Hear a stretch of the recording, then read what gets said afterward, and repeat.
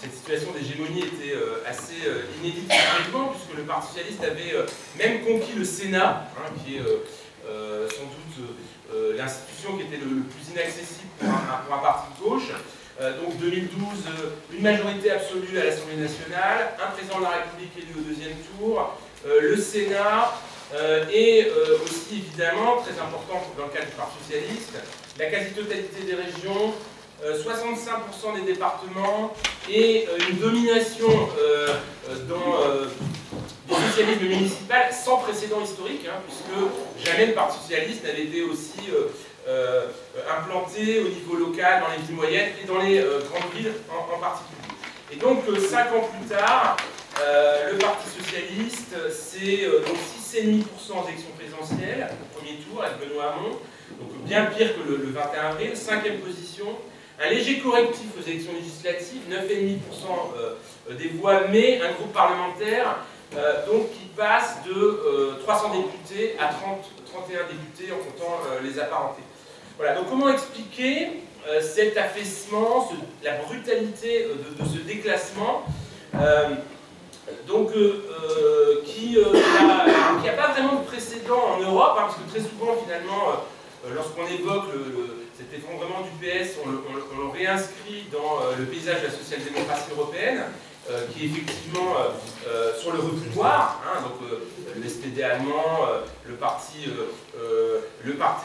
démocrate italien, alors là avec une dimension très forte, mais finalement il y a peu de démocraties occidentales où la social-démocratie a tant chuté aussi brutalement qu'en France, hein, parce que globalement, où le SPD se maintient quand même à 20% à peu près. Le Parti socialiste espagnol a à nouveau dépassé Podemos, donc en tout cas n'a pas été complètement relégué par Podemos. Et donc il y a bien une caractéristique, une spécificité française. Hein. Le parti qui pourrait se rapprocher le plus de la situation française, c'est le PASOK, hein, qui passe en fait de 44% en 2009 à 5% en 2017. Hein, d'où d'ailleurs le syndrome de la pasokisation, hein, qui a été souvent utilisé pour parler du PS. Alors, je vais en fait répondre à cette question à travers plusieurs niveaux de lecture. Hein. Il s'agit en fait de comprendre comment le PS a-t-il pu s'affaisser aussi rapidement. Ça renvoie évidemment à des logiques conjoncturelles, le moment de l'élection, hein, qui a évidemment il s'est joué quelque chose dans l'élection, mais aussi évidemment à des causes plus structurelles qui renvoient à la décomposition du Parti socialiste. Et au fond, la thèse que je vais développer, c'est l'idée que, eh bien, paradoxalement, l'hégémonie de 2012 était en trompe-l'œil et que l'affaiblissement du PS était vraiment à l'œuvre depuis déjà bien longtemps. Donc faire la part entre la contingence électorale et la nécessité finalement de l'évolution organisationnelle et idéologique du PS. Alors, donc 6 points brièvement dans ce débat. Donc d'abord, premier point, la débâcle était prévisible. Hein, la débâcle était prévisible puisque si on resitue en fait l'élection, le dernier cycle électoral dans un cycle un peu plus long, bah, l'affaissement du PS c'est la continuation en fait, des échecs répétés à toutes les élections intermédiaires depuis 2012. Hein.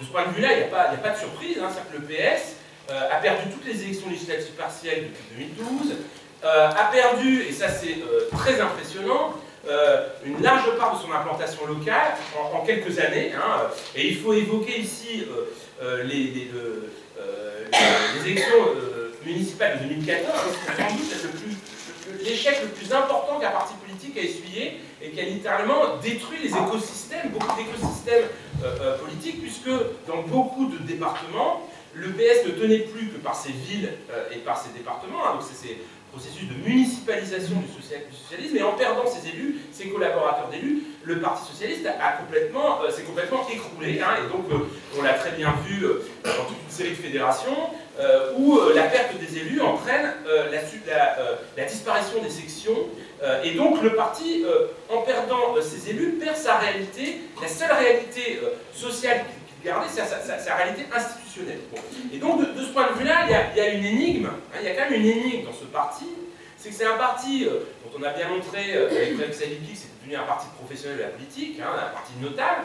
Et ce qui est très frappant, c'est que ce parti notable n'est pas du tout réagi finalement défaite intermédiaire. C'est-à-dire que pourquoi n'y a-t-il pas eu plus de fronde d'élus locaux, hein? Pourquoi ce parti dont on a depuis longtemps pointé l'électoralisme, la professionnalisation, finalement n'a pas réagi en fait, à ces défaites. Donc là, alors, ça c'est une énigme qu'on peut se poser, et je pense que bon, le résultat c'est qu'au fond, c'est mon hypothèse, mais il faudrait la creuser, c'est que finalement ces notables dépolitisés n'avaient pas les ressources de réagir par rapport à...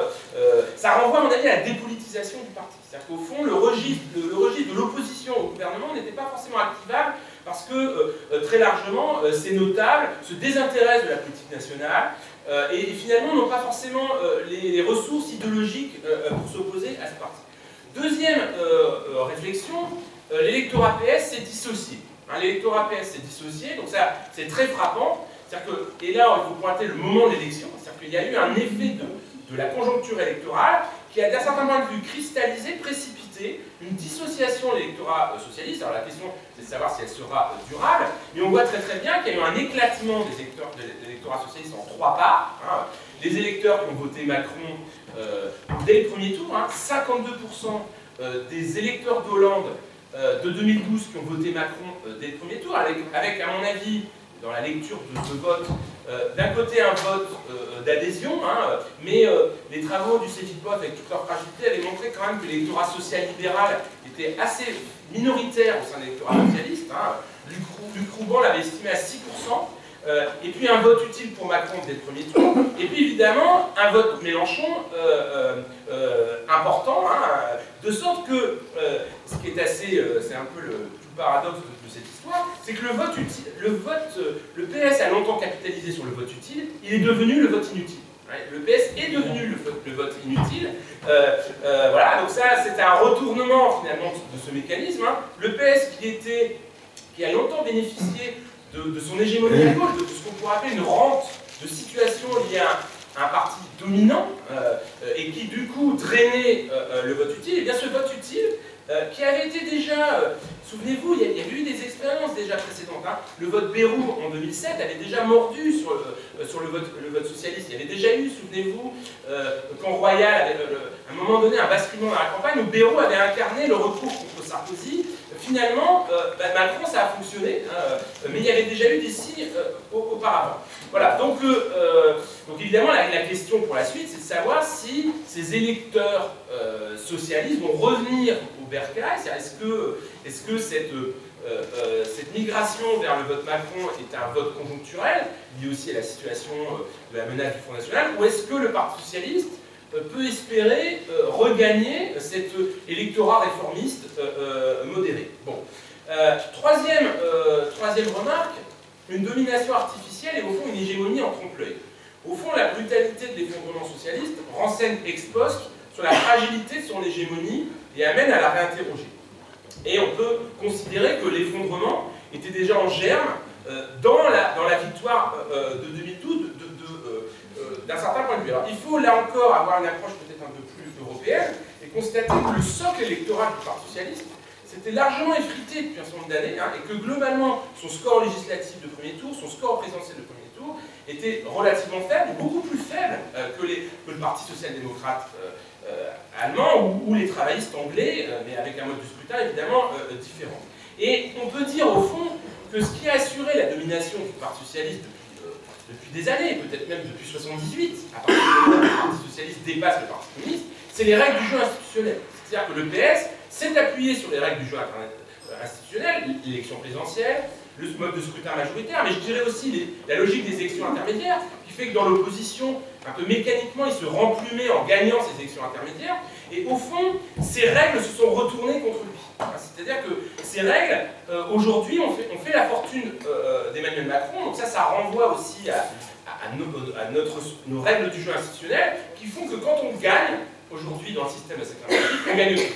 On gagne tout, et l'inversion du calendrier présidentiel, finalement, a évidemment largement profité à ce parti d'alternance mécanique qui était le Parti socialiste. Alors, évidemment, l'autre aspect, c'est que, quand je dis l'hégémonie était artificielle, c'est que le PS, depuis des années, et ça, on le sait, en tout cas avec Frédéric Sadiki, on essayait de le montrer à travers beaucoup de travaux,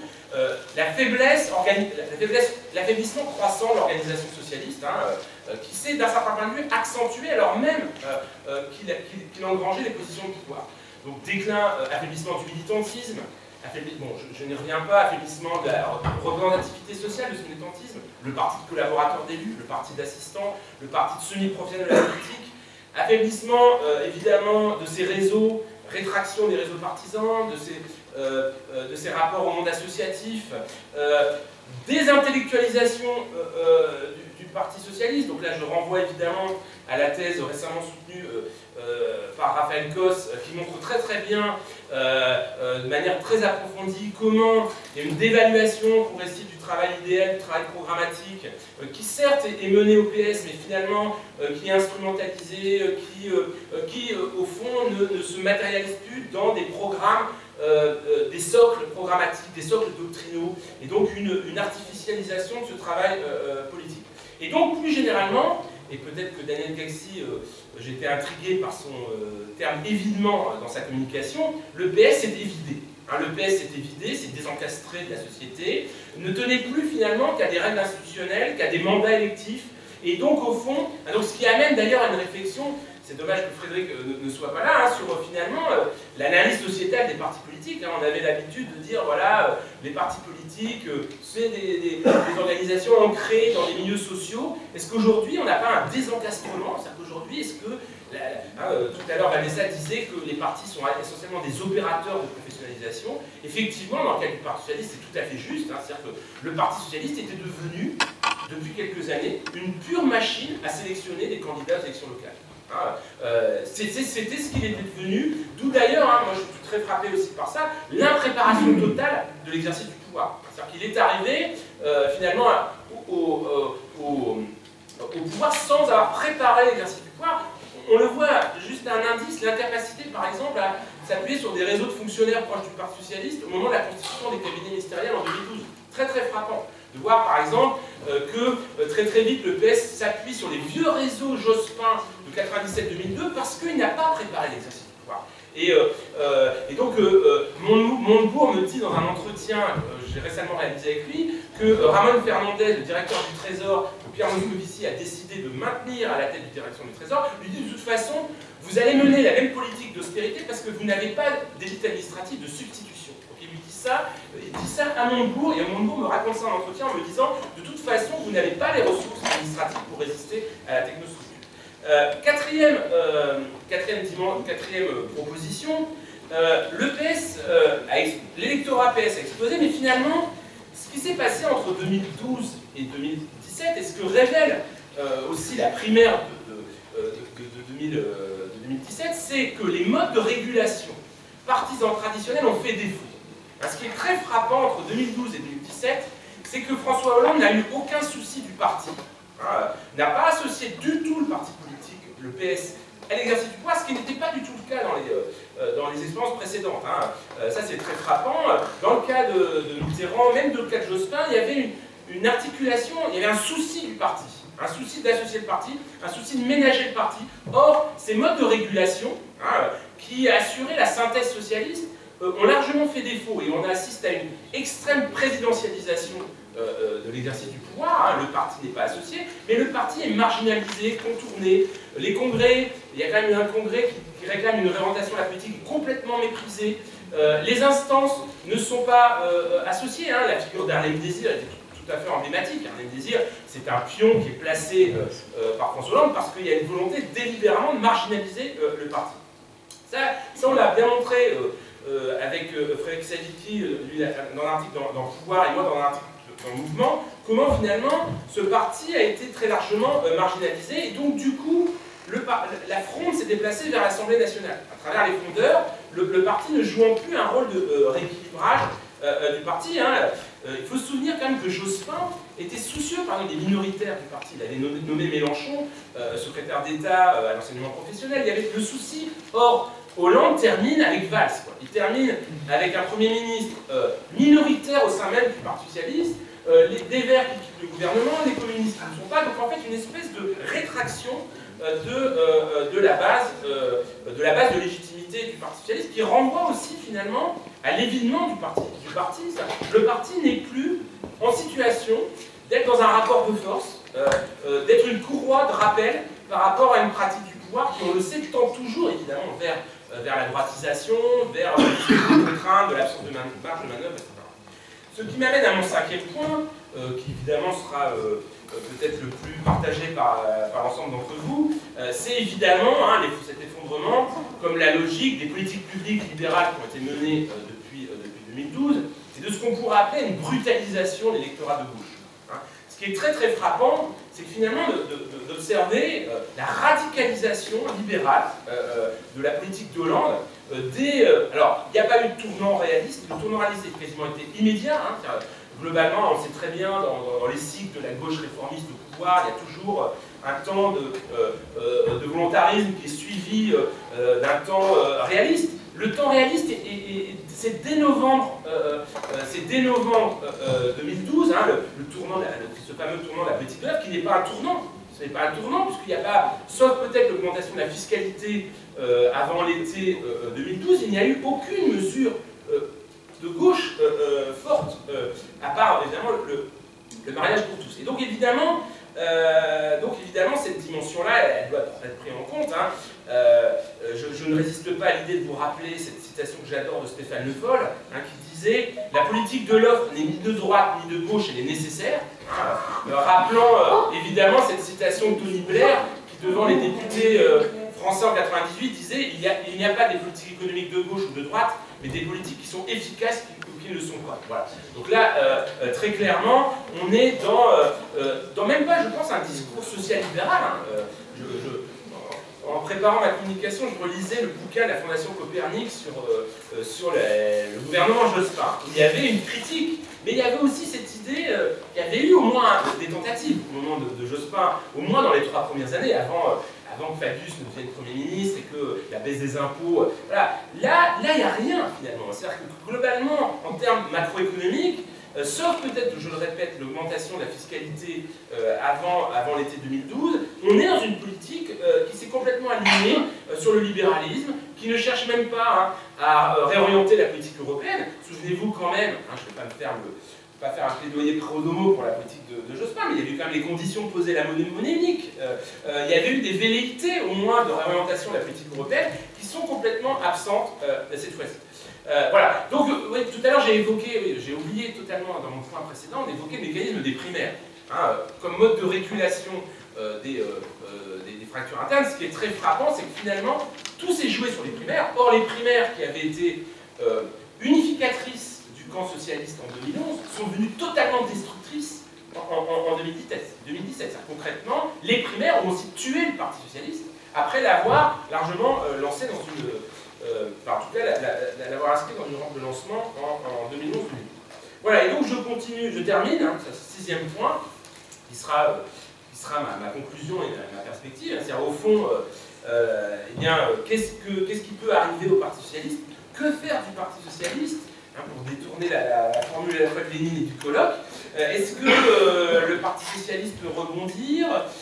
Est-ce que sa résilience est possible? Alors il y a une croyance très forte au Parti socialiste de cette résilience, ça c'est fascinant, quand on discute en fait avec les dirigeants socialistes, ils se disent « Oh mais c'est pas grave, ça va revenir, ça va revenir, on en a connu, 93, donc la mémoire historique du parti est convoquée, 69, 93, et puis il y a cette idée un peu notariale au PS de que l'espace politique est toujours là et que le PS va le récupérer finalement, que le balancier va revenir, donc ça c'est un habitus quand même aux socialistes assez fort, que les élections municipales évidemment vont être bonnes la prochaine fois. Il faut quand même noter que finalement la seule réalité qui reste au Parti socialiste aujourd'hui, c'est ses élus. Il y a quand même encore 1000 maires de communes de plus de 10 000 habitants au Parti socialiste, 42 conseillers départementaux, 5 régions.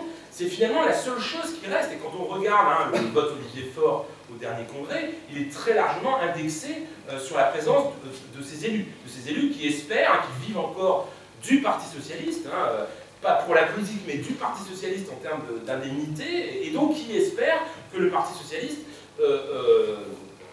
renaissent à cette occasion. Et je terminerai là-dessus, je pense que rien n'est moins sûr, je ne me risquerai évidemment pas à de la prospective politique, mais je pense que cet effondrement peut tout à fait aussi durer aux prochaines élections municipales, parce que ça va dépendre évidemment de l'attitude d'En Marche, mais En Marche peut continuer à dissocier les électeurs locaux du Parti socialiste, peut, à mon avis, tout à fait pragmatiquement proposer à des élus socialistes de rester en place avec l'étiquette En Marche. Et donc je pense que, du point de vue local, je pense que la survie du Parti socialiste va beaucoup se jouer aux prochaines élections municipales, et que ces élections municipales peuvent donc nous réserver en tout cas quelques surprises.